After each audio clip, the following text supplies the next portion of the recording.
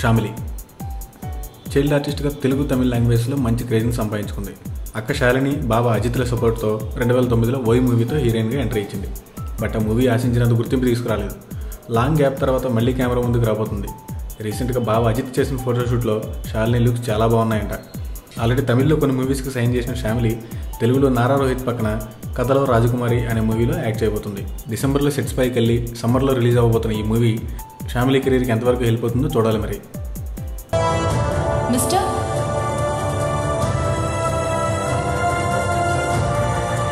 నేనంటే ఇష్టమా?